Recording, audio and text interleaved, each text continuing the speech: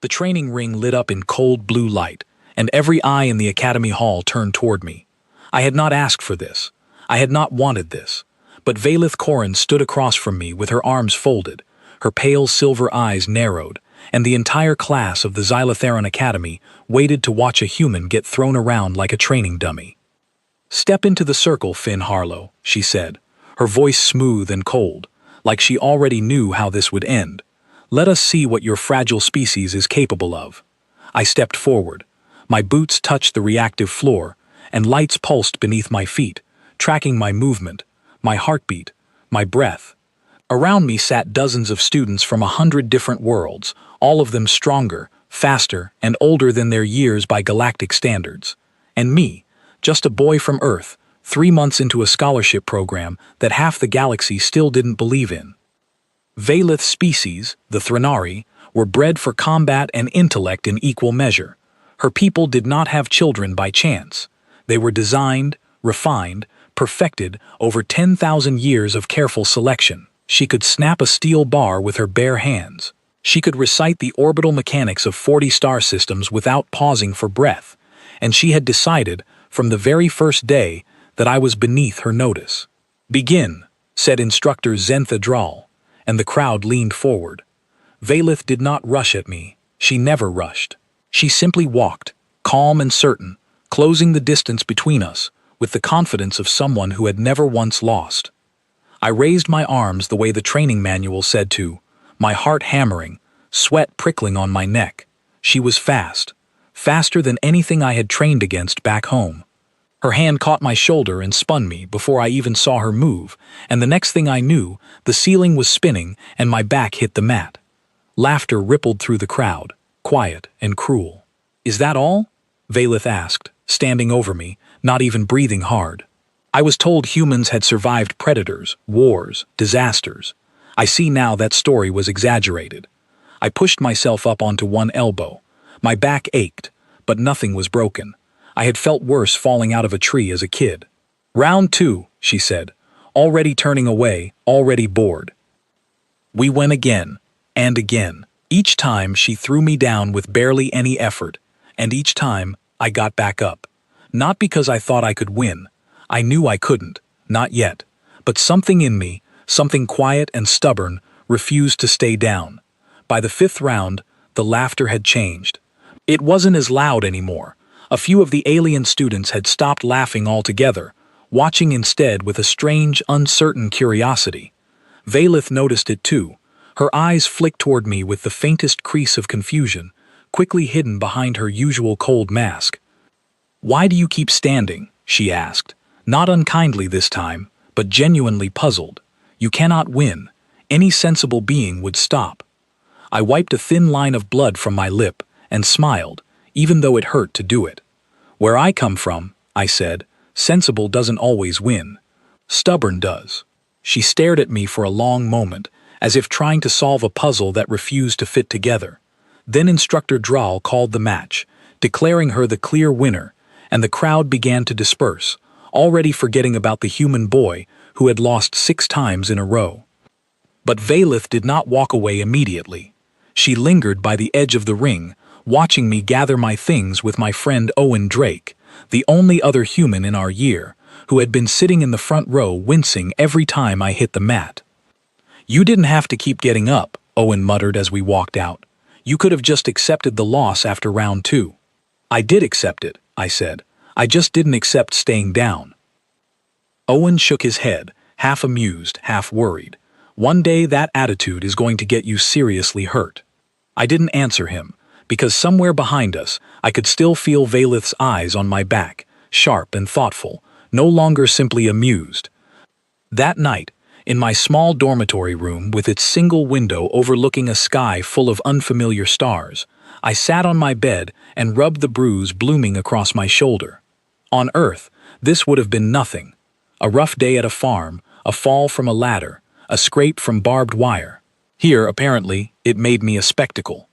I thought about home, about the wide fields behind our house, the storms that rolled in fast and mean across the plains, the years my father spent teaching me how to fix a fence in the freezing cold, and how to keep walking even when my hands had gone numb. I thought about the drills we used to run. Not for fun, but because where we lived, you learned to handle yourself, or you did not last very long. None of that seemed to matter here. Here, I was just the slow one, the weak one, the joke.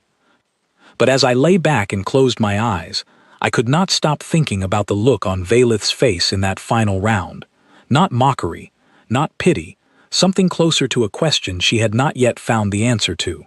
I did not know it yet, but that question was going to change everything. The next morning, the academy carried on as if nothing unusual had happened.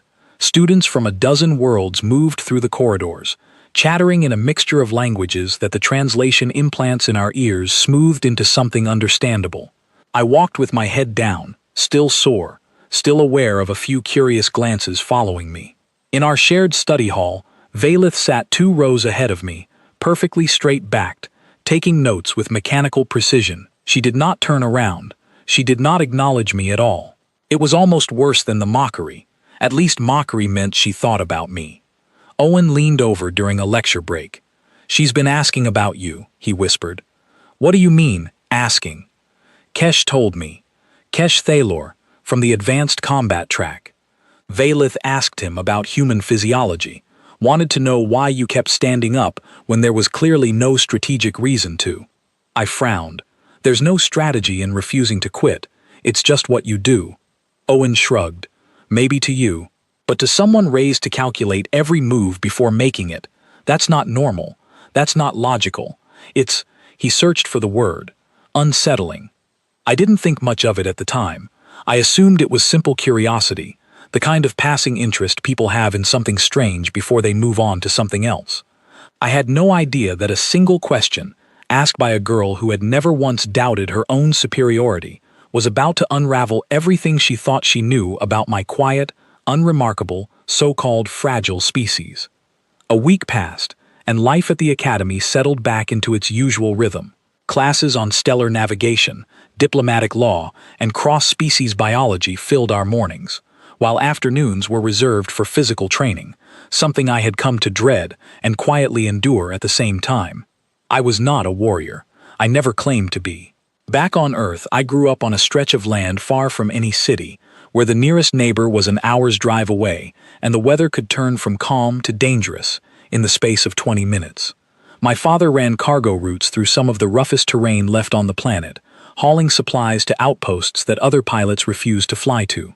My mother kept our small farm running through droughts, floods, and the kind of long, hard winters that either taught you to adapt or taught you nothing at all because you didn't survive to learn the lesson twice. I never thought of my childhood as remarkable.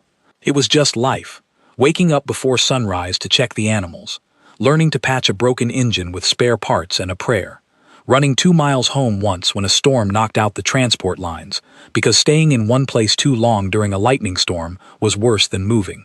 None of it felt special. It felt like Tuesday.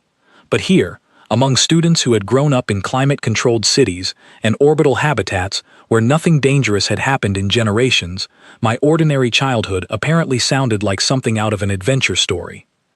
Mira Sutton, one of the few other humans in the exchange program, caught up with me one afternoon as I left the training hall, favoring my still tender shoulder. "You're the topic of conversation again," she said, falling into step beside me. "Wonderful," I muttered. "What did I do this time?" "Nothing, actually. That's the problem. During the drill malfunction yesterday, when the ventilation system in the East Wing failed and everyone panicked, you were the only one who calmly located the manual override and fixed it in under 2 minutes. Half the science track is convinced you're secretly an engineer." I shrugged. It wasn't complicated. The panel was labeled. I just didn't panic long enough to read it. Mira gave me a look. Finn, the ventilation system was venting a mild irritant gas. Alarms were blaring. Emergency lights were flashing red. Half the room was covering their faces and calling for evacuation, and you strolled over like you were fixing a toaster. "I've smelled worse," I said honestly. "One time our barn caught fire from a lightning strike, and the smoke was thicker than anything that vent system put out. You learn pretty fast which fires you run from, and which ones you can put out yourself." Mira slowed her pace, studying me with new curiosity. "How many fires have you actually been near?" I thought about it seriously. 4, I think. Maybe 5 if you count the transport engine that caught sparks on the highway once. She stared at me like I had grown a second head. That's not normal, Finn. It's normal where I'm from. She didn't say anything else, but I noticed she mentioned it to a few other students later that week, and slowly, quietly, a strange kind of reputation started following me through the halls. Not the reputation of a fighter or a genius, but something stranger, the reputation of someone who simply did not break under pressure, even when logic said he should. Vaylith noticed too. I could tell by the way her gaze lingered on me a fraction longer than before whenever our paths crossed in the corridors. She never spoke to me directly during that week, but I began to catch her observing me during group exercises, her expression unreadable, calculating something I could not guess. The real turning point came during our joint field exercise, held in the Academy's simulated wilderness dome, a massive artificial environment designed to test survival skills under controlled but realistic conditions. Our class was split into small teams and given a simple task: navigate through a simulated storm zone, locate a supply cache, and return to the extraction point before a timed weather event hit. I was placed in a team with Vaylith, Kesh Thalor, and a quiet student named Dorian Ashcombe, from a species that communicated mostly through subtle changes in skin color. It was, without question, the worst possible group assignment for me, and judging by the tight line of Vaylith's mouth when the teams were announced, she felt exactly the same way. "Try to keep up," she said as we entered the dome, the artificial sky above already darkening with the first signs of the program's storm. I said nothing. I simply adjusted the strap on my equipment pack and started walking. The simulated wilderness was impressively realistic, all rocky terrain and dense artificial trees, with wind generators kicking up gusts strong enough to knock a smaller student off balance. Kesh moved with practiced grace, scanning the horizon with some kind of built-in sensory organ. Dorian's skin flickered nervously, shifting through pale colors that I guessed meant discomfort. Vaylith walked ahead of all of us, confident and untroubled, occasionally glancing back to make sure the group had not fallen behind. Then the storm hit early. The Academy's systems were supposed to trigger the weather event only after we reached a certain checkpoint, but something in the simulation glitched, and the wind roared to life around us with terrifying speed, far stronger than any of us had trained for. Rain, or the artificial equivalent of it, began pouring sideways, and visibility dropped to almost nothing. Kesh called out something I couldn't hear over the wind. Dorian's skin flashed a bright, alarmed color, and the poor student froze in place, clearly overwhelmed by the sudden intensity. Vaylith, for the first time since I had met her, hesitated, glancing around with something close to uncertainty, trying to calculate a plan in conditions too chaotic for calculation. I did not hesitate. Years of Earth storms had taught me one simple truth: hesitation gets you hurt, but overreacting gets you hurt worse. I took hold of Dorian's arm and guided the frozen student toward a rocky outcrop I had spotted moments before the visibility dropped, calling for the others to follow. Kesh reacted first, moving quickly to help guide Dorian while I kept watch on the wind patterns, reading the gusts the way my father had taught me to read weather on the open plains, watching for the telltale shift that meant a change in direction was coming. "This way," I called, angling us along a path that kept the rock formation between us and the worst of the wind. "Stay low, keep contact with the wall." Vaylith caught up to me, her usual composure cracked just slightly at the edges, rain slicking her pale hair against her face. "How do you know this will work?" she asked, raising her voice over the storm.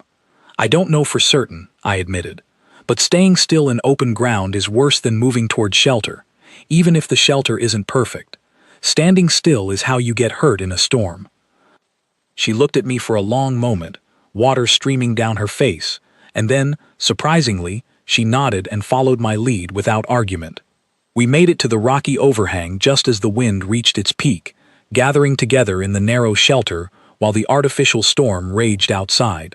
Dorian's skin slowly returned to a calmer shade. Kesh checked his equipment with shaking hands, and Vaylith sat beside me, silent, staring out at the storm with an expression I had never seen on her face before. "You have done this before," she said quietly. Not a question this time. "Faced a storm like this, a real one. More times than I can count," I said. And you were not afraid. I thought about giving some kind of fearless answer, pretending a bravery I didn't actually possess. But something about her voice, stripped of its usual arrogance, made me want to tell the truth instead. I was afraid every single time, I admitted. Fear doesn't go away just because you've done something before. You just learn to keep moving anyway. Vaylith did not respond immediately. She simply sat there, watching the storm, turning my words over in her mind like a puzzle piece that did not fit the picture she had built of humanity. When the storm finally passed and the extraction signal sounded, we made our way back in silence, the four of us bound together by an experience none of us had expected to share. Vaylith walked beside me the entire way, no longer keeping the usual careful distance she maintained from anyone she considered beneath her. Just before we reached the extraction point, she spoke again, quietly enough that only I could hear. I looked into human history briefly, out of simple curiosity, she said. The records were incomplete, restricted in places I could not access, but even the fragments I found were unusual. Your planet's environmental history reads unlike any world I have studied. Something cold settled in my stomach, though I kept my expression neutral. Earth has a complicated history, I said carefully. So it seems, Vaylith replied, studying my face with new intensity. I intend to look further. I didn't say anything as we stepped through the extraction doors and back into the ordinary light of the academy. But deep down, I felt the first flicker of concern, because Vaylith Corrin was not the kind of person who let curiosity go unsatisfied, and some of what she might find buried in those restricted records was not meant to be discovered by outsiders at all. 3 days later, I was called out of my afternoon lecture by a message from instructor Zentha Dral, summoning me to the Academy's administration wing. My stomach dropped the moment I read it. Students were rarely called out of class unless something serious had happened, and I could not think of a single reason for the summons that did not involve trouble. Owen caught my sleeve as I gathered my things. What's going on?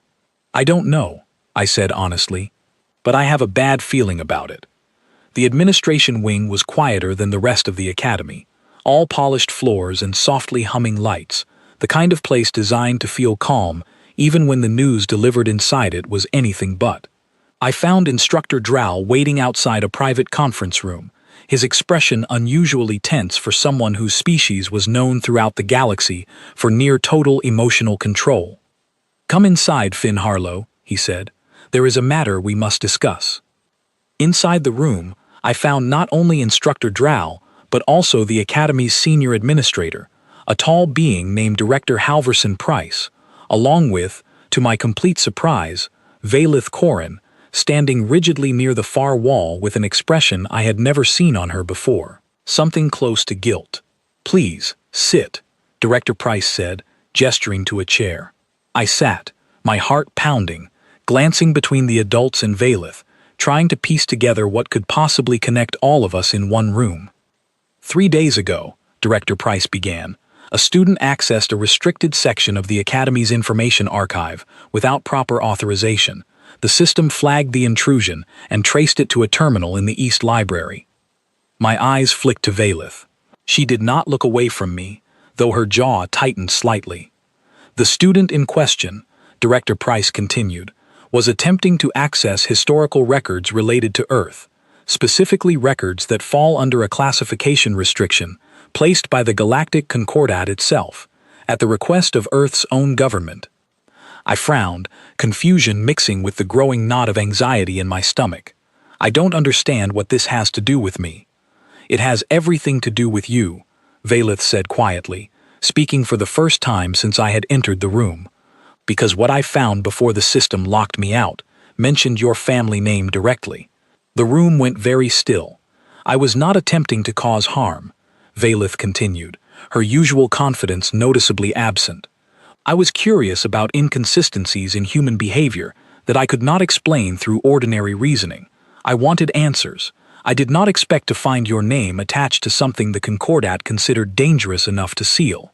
Director Price folded his long hands together on the table.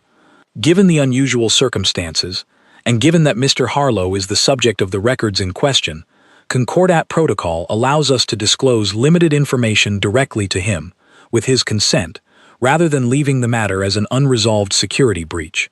I swallowed hard. What kind of records? Director Price activated a small holographic display above the table, and an image appeared, grainy and old, showing a document header marked with symbols I recognized as Earth military insignia, alongside Concordat classification marks I did not recognize at all. Your planet, Director Price said carefully, was assessed nearly 2 decades ago by an early Concordat scouting mission, well before Earth's official admission into galactic society. That assessment produced a report that was never released to the wider public, out of concern for how other species might react to its conclusions. What conclusions? I asked, my voice quieter than I intended. Director Price glanced at Instructor Drahl, who nodded slightly, as if some silent agreement had passed between them. Your planet's ecosystem, Director Price continued, registers as one of the most hostile inhabited environments ever surveyed by the Concordat.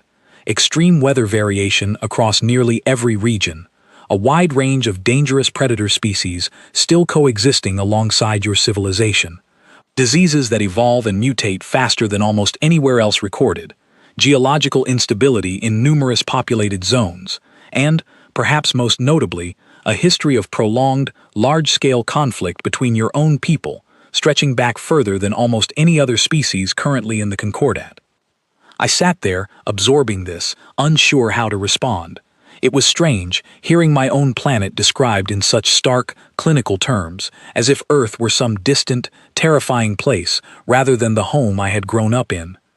None of that is exactly a secret, I said slowly. Anyone can learn that much from an Earth history lesson. True, Director Price agreed. What is less known, and what remains classified, is the conclusion the scouting mission drew from this data. Their report suggested that your species, having survived and adapted to such consistently hostile conditions for its entire recorded history, may possess resilience, adaptability, and physical durability significantly beyond what your relatively modest technological development would suggest. I frowned. I'm not sure I understand what that means. Vaylith spoke again, her voice quiet but intense. It means, Finn, that your species is not weak because it lacks capability. It means the opposite. Every other advanced species in the Concordat evolved and then developed technology specifically to remove danger from their environment. We built cities that eliminated predators. We engineered our bodies to remove weakness. We created stability, and in doing so, we stopped needing to be as resilient as our ancestors once were. Your species, Director Price continued, developed advanced technology while still living within an environment that never stopped testing every single generation. You did not remove the danger. You endured it, generation after generation, without the luxury of engineering yourselves out of hardship. The weight of what they were saying began to settle over me slowly, like a fog rolling in from a direction I had not been watching. There's something else, Vaylith said, and for the first time since I had known her, she looked almost hesitant. The portion of the file I accessed before the system locked me out mentioned your family specifically. A name, Callum Harlow. My chest tightened. That's my father. Director Price nodded slowly. Your father served for a number of years in a specialized division of Earth's Emergency Response Corps, an organization responsible for operating in the most dangerous, unstable regions of your planet. Search and rescue during catastrophic storms. Evacuation operations during wildfires that outpaced conventional response teams. Missions into regions considered too hazardous for standard personnel. I had known, vaguely, that my father's work before I was born had been dangerous. He rarely spoke about it, and when he did, it was always in short, quiet sentences, followed by a change of subject. I had always assumed it was simply difficult work, not something significant enough to attract the attention of an interstellar government. Why would any of this be classified? I asked. Why hide it? Director Price hesitated, choosing his words with obvious care. Early Concordat leadership feared that revealing the true resilience of your species before Earth had been properly integrated into galactic society might provoke unnecessary fear or hostility from other member worlds. There were concerns that some species, feeling threatened by a population capable of surviving what would devastate their own more fragile societies, might act against Earth preemptively, before your planet had the chance to establish itself peacefully within the Concordat. The room fell silent for a long moment. I sat there, turning the information over in my mind, trying to reconcile the image of myself as the weakest student in every training exercise, with this strange, clinical description of my species as something the galaxy had once considered a potential threat. "I don't feel like any of that," I finally said. "I lose every sparring match. I'm slower than almost everyone in my class. I don't have any special ability." "Perhaps," Instructor Drowell said, speaking for the first time in several minutes, "because the resilience your species possesses is not measured in a single sparring match, or a single test, or a single skill. It is measured across years, across hardship endured without breaking, across a body and mind trained by an environment that never once stopped testing you, long before you ever set foot in a classroom or a training ring." I thought about the countless storms I had weathered, the fires I had helped fight, the long nights spent helping repair equipment in freezing temperatures, none of it ever feeling remarkable at the time. Just life. Just Tuesday. Vaylith stepped closer to the table, her earlier hesitation replaced by something more determined. "I owe you an apology, Finn," she said. "I mocked you because I measured you against a standard that made sense within my own understanding of strength. I never considered that strength might look different, coming from a different kind of world." I did not know how to respond to that. A week ago, an apology from Vaylith Corrin would have felt like the strangest thing imaginable. Now, somehow, it felt like only the beginning of something much larger. "There is one more matter," Director Price said, and something in his tone shifted, becoming more urgent. "The reason this information has resurfaced now, rather than remaining buried indefinitely, relates to a separate and more pressing situation." I straightened in my chair. "What situation?" Director Price activated another display, this one showing a star chart with a small, blinking marker, positioned uncomfortably close to Earth's system. 3 days ago, an unregistered vessel entered the outer edge of your solar system without Concordat clearance. Earth's planetary defense network detected it and issued a formal alert to Concordat Command. The vessel's configuration matches a pattern associated with a group operating outside Concordat law, sometimes engaged in resource raids on developing member worlds not yet capable of significant defense. My blood ran cold. "Are you saying someone is threatening Earth?" "We are saying," Director Price replied carefully, "that Earth's recent admission into the Concordat has made its location and its resources known to a wider range of parties than before, some of whom may not respect Concordat protections as strongly as established member worlds do. Your planet remains, in many respects, unprotected, still building its defensive infrastructure. And this connects to the Academy how?" I asked, though a growing dread was already forming an answer in my mind before he finished speaking. "The Academy sits along a training corridor that occasionally hosts joint exercises with visiting security vessels," Director Price said. "Given recent events, and given the unusual attention your planet has attracted, Concordat Command has requested increased security presence around several academies with human students enrolled, including this one. We are informing you of this so that you understand the seriousness of the coming days, and so that you are not caught unprepared should anything unusual occur. Only a few hours ago, my biggest concern had been an unfair sparring match and a classmate who thought I was worthless. Now I was being told that my entire planet might be facing a threat serious enough to warrant classified files, restricted information, and heightened security around an academy light years from home." Vaylith watched me carefully, her earlier hostility completely gone, replaced by something that looked almost like concern. "Whatever happens," she said quietly, "I no longer believe your species is something to underestimate." I appreciated the sentiment, but as I left that conference room and stepped back into the ordinary hum of the Academy corridors, I could not shake the feeling that Vaylith's change of heart, however genuine, was about to be tested far sooner than either of us expected. That night, I could not sleep. I lay in my small dormitory bed staring at the ceiling, replaying every word from the meeting, trying to reconcile the image of my quiet, hard-working father with the description of a man trained to run toward disasters that most people would run away from. I thought about the storms we had weathered together, the nights he came home exhausted and silent, never explaining exactly where he had been or what he had seen. I thought about Earth, hanging out there somewhere among the stars, unaware that a small, unregistered vessel had entered its outer system, unaware that a classified file somewhere in a Concordat archive quietly labeled its people as something the galaxy had once feared enough to hide the truth about. And I thought about Valith, standing in that conference room, her carefully constructed confidence cracked wide open by information she had never expected to find. Somewhere deep down, beneath the exhaustion and the worry, a small, stubborn part of me refused to feel afraid. My father had taught me that fear was normal. It was what you did next that mattered. I did not know yet what the coming days would demand of me, but I knew, with a certainty that surprised even myself, that whatever came, I would not simply lie down and accept defeat. Not now, not ever. That simply was not how I was made. The alarm tore through the academy just after midnight, 3 days after the meeting in Director Price's office, ripping me straight out of a shallow, uneasy sleep. Red emergency lighting flooded my dormitory room, and a calm, automated voice repeated the same message over and over through the speaker system. Unregistered vessel breach detected. All students proceed immediately to designated shelter zones. This is not a drill.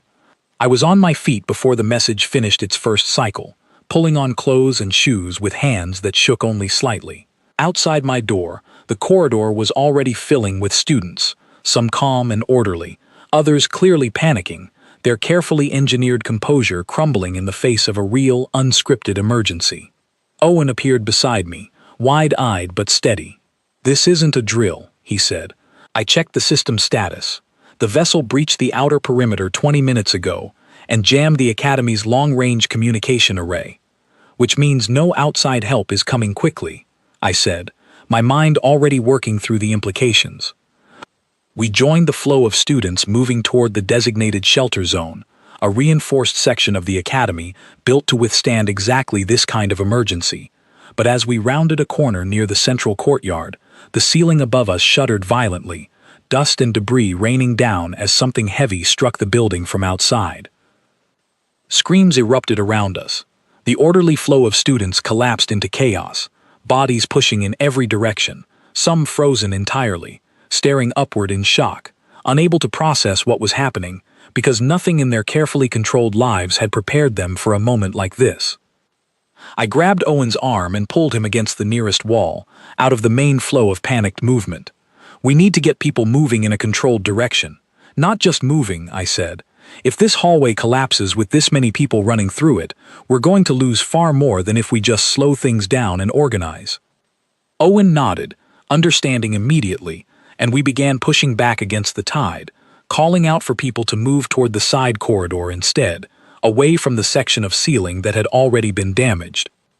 It was during this chaos that I spotted Valith, standing frozen in the middle of the courtyard entrance, staring up at a growing crack spreading across the reinforced glass dome above us. For the first time since I had met her, the calm, calculating confidence that defined everything about her was completely gone, replaced by something raw and human, despite her alien features. "Valith," I shouted, pushing through the crowd toward her. "You need to move, now. The structural integrity calculations do not match what I am observing," she said, her voice strange and distant, as if her mind had locked onto the impossible math of the situation, rather than the immediate danger. "This dome should not be failing under this level of impact. The numbers do not align." "The numbers don't matter right now," I said, grabbing her arm and pulling her toward the side corridor. "Move first, calculate later." She resisted for only a moment, her engineered mind clearly struggling against instincts that had never been tested by genuine unpredictability, before finally allowing me to pull her away just as the dome above the courtyard gave way entirely, glass and metal crashing down into the space we had occupied moments before. The impact sent a shockwave through the corridor, knocking several students off their feet. Emergency lighting flickered, then failed entirely in our section, plunging the hallway into darkness broken only by the faint red glow of backup systems struggling to reboot. In the darkness, panic surged. I heard Dorian's voice somewhere nearby, no longer able to communicate through color changes that no one could see, calling out in obvious distress. Kesh's voice joined in, shouting instructions that sounded confused and contradictory, clearly overwhelmed by conditions his training had never prepared him for. I had grown up learning to move through darkness during storm blackouts on our farm, learning to trust memory and touch over sight when the world around me went suddenly black. I did not need to see clearly to know the layout of a corridor I had walked through dozens of times. "Everyone, hold on to the person next to you," I called out, keeping my voice steady and calm, the way my father always spoke during emergencies, never raising his voice, never letting fear creep into his tone, even when I knew he must have felt it. "We are going to move together, slowly, toward the shelter doors. Do not run. Running in the dark is how people get hurt." Slowly, hesitantly, the panic around me began to organize itself around the sound of my voice. Owen found Dorian in the darkness and guided the shaking student toward the sound of my instructions. Kesh, still disoriented, latched onto the chain of students forming behind me. Vaylith remained close by my side, no longer resisting, her usual confidence replaced by something quieter, something that looked almost like trust. We moved together through the darkness, one careful step at a time, following the wall toward the shelter doors I knew were positioned at the end of this corridor. Somewhere above us, the sounds of impact continued, distant explosions and the groan of stressed metal, the unregistered vessel apparently continuing its assault on the Academy's outer defenses. "How are you not afraid?" Vaylith asked quietly beside me, her voice barely audible over the chaos. "Everything about this situation defies calculation. There is no clear strategy, no predictable outcome. I am afraid," I admitted honestly, keeping my pace steady despite the tightness in my chest. "But back home, when a storm hits and the power goes out and you can't see your hand in front of your face, panicking doesn't make the storm stop. It just makes you more likely to trip over something and hurt yourself before help arrives. So you learn to keep moving anyway, scared or not." She said nothing for a long moment, simply walking beside me through the darkness, absorbing something that clearly went against every instinct her carefully engineered upbringing had given her. We reached the shelter doors just as the backup emergency lighting flickered back to life, casting the corridor in a dim red glow. The reinforced doors stood slightly ajar, damaged by the earlier impact, jammed at an angle that prevented them from closing fully. "The mechanism has failed," Kesh said, examining the door controls with shaking hands. "We cannot seal the shelter properly like this." I stepped forward, examining the jammed door mechanism, recognizing the problem immediately from years of fixing broken farm equipment with whatever tools happened to be available. "The hinge assembly has shifted out of alignment," I said. "We need something to lever it back into place." "We have no proper tools," Dorian said, voice trembling. I looked around, spotting a length of metal support beam that had broken loose from the damaged ceiling nearby. "That will work," I said, grabbing it and wedging it into the gap in the door mechanism. "Kesh, Owen, help me apply pressure here. Vaylith, watch the alignment and tell us when it shifts back into place." For a moment, no one moved, still shaken by everything happening around us. Then Vaylith, of all people, stepped forward first, positioning herself to observe the mechanism exactly as I had asked, her engineered mind clearly finding comfort in having a clear, specific task to focus on. "Now," she said, and the three of us pushed together, the metal beam groaning under the strain, until, with a final shuddering movement, the door mechanism shifted back into alignment, allowing the damaged doors to finally seal properly, behind the last of the students filing into the shelter. Inside the reinforced shelter, dozens of students huddled together, shaken and frightened, but alive. Instructor Drawl appeared moments later, having helped guide another group through a separate corridor, his usual composure visibly strained by the chaos of the night. "All students accounted for in this section," he confirmed, checking a small device that tracked identification signals from every student's academy badge. "Emergency response vessels from the nearest Concordat outpost are inbound, though it will take time to arrive given the jamming affecting our communication array." I sank down against the shelter wall, the adrenaline that had carried me through the chaos beginning to fade, leaving my hands trembling and my legs unsteady. Vaylith sat down beside me without a word, her earlier composure returning slowly, though something in her expression remained fundamentally changed. "You saved us," she said quietly, after a long silence. "Not through strength, not through any advantage your species is supposed to lack entirely. simply through refusing to freeze when everything around us demanded that we do exactly that. I didn't do anything special, I said, though my voice lacked conviction even to my own ears. I just did what I was taught to do when things go wrong. That, Valith said quietly, is precisely the point I failed to understand until tonight. Your species was taught, generation after generation, exactly what to do when things go wrong. Because for your species, things going wrong was never a rare exception. It was simply an expected part of existing. Outside the shelter, the distant sounds of impact finally began to fade, replaced by the approaching hum of Concordat emergency vessels arriving to secure the area. I closed my eyes, exhausted, but strangely, quietly proud, not because I had done anything I considered heroic, but because, for the first time since arriving at this academy, I had proven, without needing a single word of argument, exactly what my quiet, unremarkable, so-called fragile species was truly capable of when it mattered most. The days following the attack passed in a strange blur of repair crews, official inquiries, and quiet exhaustion that settled over the entire academy like a heavy fog. The unregistered vessel had been driven off by Concordat security ships before it could cause further damage, though the damage it had already caused took considerably longer to repair. Director Price called an assembly on the fourth day, gathering every student and instructor into the largest undamaged hall the academy still had available.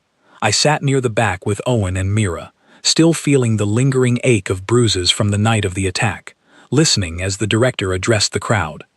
The vessel responsible for this attack has been identified as belonging to an independent raiding group operating outside Concordat jurisdiction, he explained, his voice carrying clearly through the hall. Preliminary investigation suggests the group specifically targeted this academy due to its proximity to Earth's system, likely attempting to gather intelligence or apply pressure ahead of a larger operation against your planet directly. A murmur passed through the crowd at this, and I felt several eyes drift toward me and the handful of other human students scattered throughout the room. Fortunately, Director Price continued, Earth's planetary defense network, alongside newly arrived Concordat security forces, successfully repelled a coordinated approach toward your system 2 days ago. Your planet remains safe, though this incident has prompted a full review of security protections for all recently admitted member worlds. I let out a breath I hadn't realized I was holding. Earth was safe. My family was safe. Whatever threat had been building in the shadows around my planet's admission into galactic society had, for now at least, been turned aside. I would also like to formally acknowledge, Director Price added, glancing briefly in my direction, the actions taken by several students during the emergency, whose calm judgment under extreme conditions prevented what could have been a far more serious loss of life. Their conduct will be noted in the official academy record. I felt heat rise to my face as several students turned to look at me, though I noticed Valith, Kesh, Owen, and Dorian received equal attention, and I was grateful the moment did not linger too long on me alone. After the assembly ended, Valith found me in the corridor outside, waiting quietly near a window that overlooked the academy's damaged central courtyard, still covered in scaffolding and repair equipment. "May I speak with you?" she asked, and there was something almost hesitant in her voice, a quality I had never associated with her before. "Of course," I said, joining her by the window. For a long moment, she said nothing, staring out at the repair crews working steadily to restore the shattered dome above the courtyard. "I have spent considerable time reflecting on the past several weeks," she finally said, "on how I treated you and on why I treated you that way." "You don't have to explain yourself," I said, though I let her continue anyway, sensing she needed to say whatever she had come to say. "I believe I do," she replied firmly. "My entire life, I was taught that strength could be measured, calculated, and compared directly between individuals and species. My people removed uncertainty from our existence generations ago. We do not experience true hardship the way your species does, not anymore. And because of that, we came to believe that the absence of visible struggle meant the absence of true capability." She turned to face me fully, her pale eyes steady despite the vulnerability in her voice. "I mocked you because you did not fit neatly into the categories I understood. You were slower in physical training. You possessed no unusual biological advantage. By every measurement my upbringing taught me to value, you appeared unremarkable. I failed to consider that perhaps my measurements themselves were incomplete. They were incomplete, I said gently. But you weren't entirely wrong either. I am slower than most of my classmates. I don't have any special ability. None of that changed after the attack. No, Valith agreed. What changed was my understanding of what actually matters when circumstances become truly unpredictable. Strength calculated in a controlled sparring match means very little when the true test arrives without warning, without structure, without any opportunity to prepare. Your species has spent its entire history training for exactly that kind of unpredictability, simply by surviving within an environment that never stopped demanding it. I considered her words carefully before responding. I think you're giving humans more credit than we probably deserve. I said honestly. We're not fearless. We're not naturally braver than anyone else in this academy. We just grew up somewhere that didn't give us the option of falling apart when things got difficult. That's not the same as being naturally stronger. It's just practice, I suppose. A different kind of practice than what your species needed. Perhaps, Valith said thoughtfully, though I suspect that distinction matters less than you believe. A species that has practiced resilience across countless generations, without the luxury of removing hardship from its existence, may eventually develop something indistinguishable from genuine strength, regardless of how that strength originally came to exist. We stood together in comfortable silence for a while, watching the repair crews work below, the damaged dome slowly beginning to take shape again, piece by careful piece. I owe you something beyond an apology, Valith said eventually. During the emergency, when I froze in that courtyard, unable to reconcile what I was observing with what my training told me should be possible, you did not hesitate to help me, despite everything I had said and done toward you in the preceding weeks. You would have done the same, I said, though I wasn't entirely certain that was true, given how differently our upbringings had shaped us. I am not certain that I would have, Valith admitted, which is precisely why your action means something significant to me. You chose to help someone who had shown you nothing but contempt, without hesitation, without demanding anything in return. That choice reflects something about your character that has nothing to do with your species' physical resilience. I didn't know quite what to say to that, so I simply nodded, accepting her words for what they were. Over the following weeks, the academy slowly returned to something resembling normal life, though the atmosphere around me had shifted noticeably.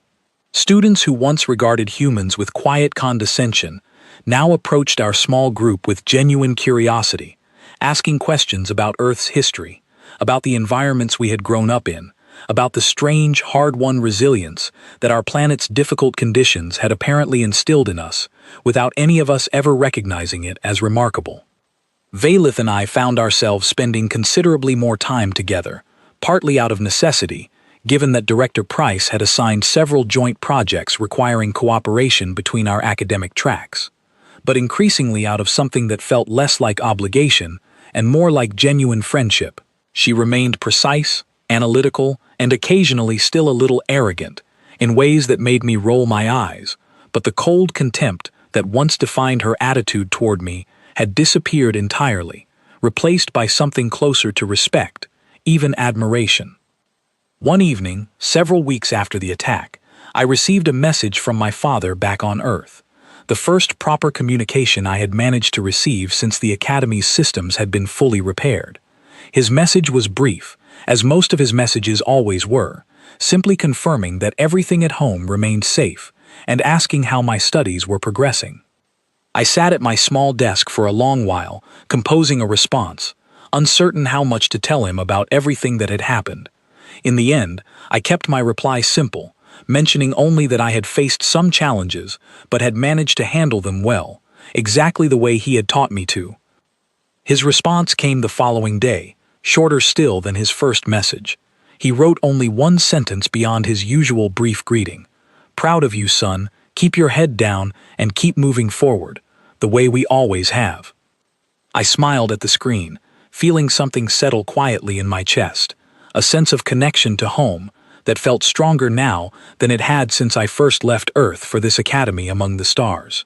Later that week, during a quiet study session in the academy library, Valith brought up something that had apparently been on her mind for some time.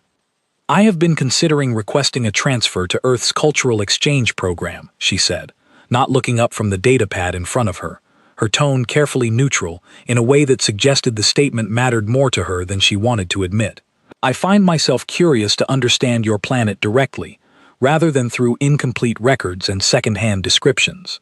"You want to visit Earth?" I asked, genuinely surprised. "I want to understand it," she corrected. "There is a difference between visiting a place and understanding it. I suspect understanding your planet properly requires more than a brief visit." I laughed quietly, shaking my head. "You'd probably hate it, honestly. No advanced climate control. Real weather that doesn't follow any predictable schedule. Actual insects that bite you when you're not paying attention." "I am aware," Valith said dryly. "I have read the reports, extensively in fact." "Of course you have," I said, grinning. She looked up from her datapad finally, meeting my eyes with an expression that held none of the cold arrogance from our first meeting, replaced instead by something warmer, more genuine, the look of someone who had learned, however reluctantly, to see past her own assumptions.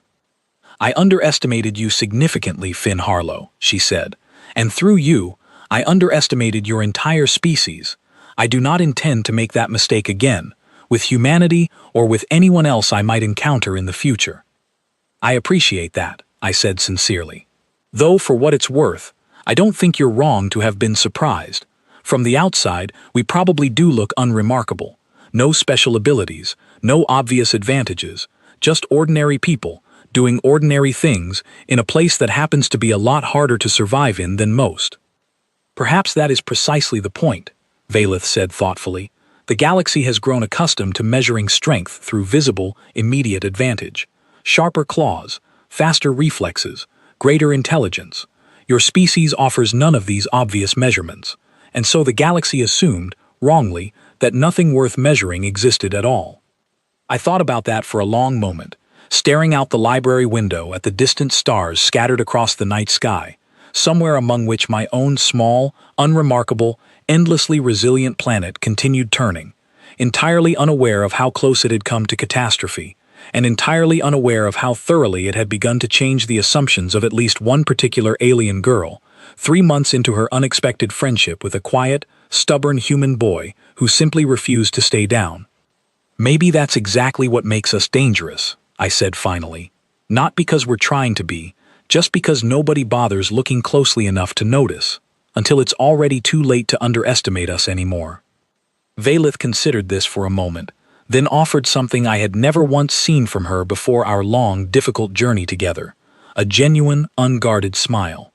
"Then perhaps," she said quietly, "the galaxy should start looking more closely before it makes the same mistake I did."